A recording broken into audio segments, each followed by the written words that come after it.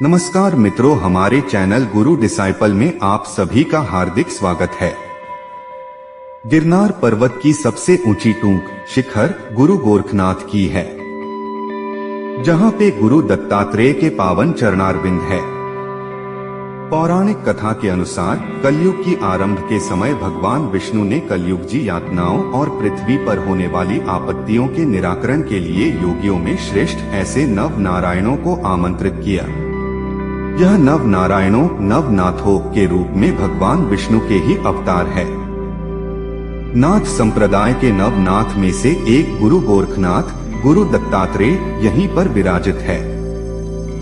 यहाँ उनका दिव्य एवं अखंड धुनु यज्ञ और उनके पावन चरणारविंद मौजूद है, जो युगों युगों से भक्तों को पावन करते आए हैं। यहाँ पर भगवान दत्तात्रेय का षटकोण 6 कोने वाला आकार का प्राचीन मंदिर भी आया है। इस पवित्र तीर्थ स्थान पे 26 फुट ऊंचा और 151 किलो के वजन का एक धर्म ध्वजा स्तंभ स्थापित है। यह ध्वजा स्तंभ गिरनार की पवित्रता में दिव्यता अर्पण करता है।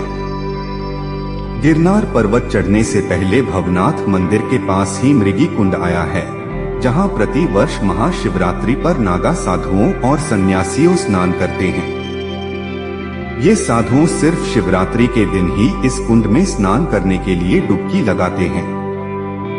मृगी कुंड में अति प्राचीन नदी सुवर्ण रेखा का जल बहता है और इसका जल अमृत समान है। महाशिवरात्रि के दिन मृगी कुंड में सिद्ध साधुओं अघोरी बाबाओं का शाही स्नान गिरनार की तलेटी में आध्यात्मिकता का अनुभव कराता है। इस कुंड में पवित्र नदी सुवर्ण रेखा का जल बहता है, इसीलिए इस अमृत समान जल के स्नान करने से मोक्ष की प्राप्ति होती है। नवनाथ और 84 सिद्धों के स्थानक ऐसे गिरनार पे भर्तृहरि गोपीचंद अश्वत्थामा का वास है। और ऐसा कहा जाता है कि शिवरात्रि के दिन मृगी कुंड में होने वाले शाही स्नान में यह चिरंजीवियों और खुद महादेव भी साधु रूप में स्नान करने के लिए आते हैं। इस शाही स्नान में जितने भी साधुओं ने डुबकी लगाई होती है, उसमें से एक भी साधु बाहर नहीं निकलते, क्योंकि उन्हें मोक्ष की प्राप्ति हो चुकी होती है। गिरनार पर्वत पर रहस्यमय कुंड आए हुए हैं, जैसे कि भीम कुंड, गजपत कुंड, कमंडल कुंड और दामोदर कुंड। भीम कुंड का जल गर्मी के मौसम में भी शीतल रहता है। यह कुंड जैन देरासर के पास आया हुआ है। गजपत कुंड में 14,000 नदियों का जल बहता है। इस कुंड के पानी में स्नान करने से पुण्य की प्राप्ति होती है। कमंडल कुंड का निर्माण भगवान दत्तात्रेय के यहाँ पर कमंडल फेंकने से हुआ था। इस कुंड में अखुट जल है। दामोदर कुंड की बात करें तो आदि कवि नरसिंह मेहता प्रातःकाल अपने प्रभातिया गाते गाते यहाँ स्नान करने आते थे। ब्रह्मा जी द्वारा निर्मित दामोदर कुंड में गंगा, यमुना, सरस्वती, नर्मदा, सिंधु, कावेरी, क्षिप्रा, चरमण्यावती, गोदावरी आदि पवित्र नदियों का जल बहता है। यह जल काफी शुभ माना जाता है। गिरनार की बेहद खूबसूरत जगह है और रहस्यमय भी। ऐसा कहा जाता है कि रामानुज संप्रदाय के श्री नरहर स्वामी 200 साल पहले गिरनार पे तपस्या करने के लिए आए थे। यहाँ पे उन्होंने नुकीले पत्थरों के बीच कड़ी तपस्या की थी।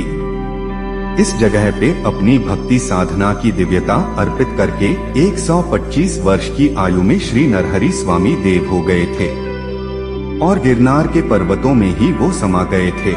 इसके अलावा गिरनार पर्वत के विस्तार में ऊपरकोट किला, निचला कोट किला, धक्का बारी, बौद्ध गुफाएं, राणक देवी के थापा, पंजे की निशानियां, अड़ी कड़ी बाव, नवघन कुआ, अनाज कोठा, नरसिंह मेहता का चौराहा, चौक, अशोक शिलालेख आदि जैसे पौराणिक स्थानों आए हुए हैं।